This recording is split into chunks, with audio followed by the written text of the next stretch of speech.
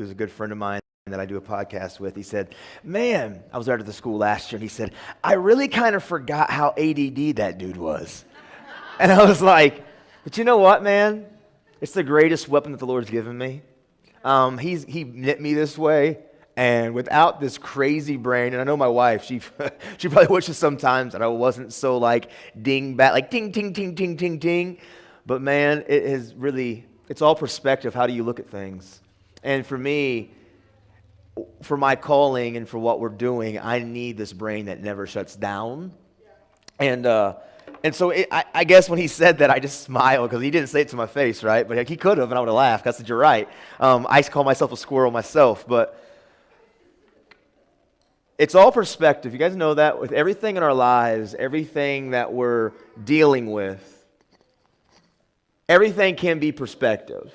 And I really get that when you can really take that one verse that really says, count it all joy when you fall through various trials and tribulations in John. Like everything's perspective. We can look at it as in, we're going to be defeated, or this is going to be a place where God prospers. Everything's always perspective in every area, on every avenue.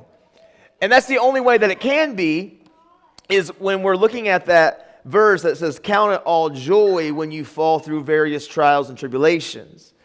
And so, to me, every day we wake up and we decide, all right, God, what do you have for me today? You know me so intimately and so intrinsically. I think I made that word up. That's okay. Very detailed. That if we really stand on that God knows you. And that's something that we can be confident. Not only that we know God, but we can know that we're known by God.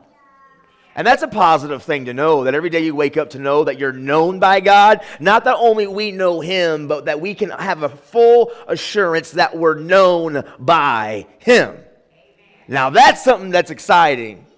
And as we get into some of this, wherever we're being led into the scripture today, something that has always been like a pillar to me is when Jesus is with the disciples.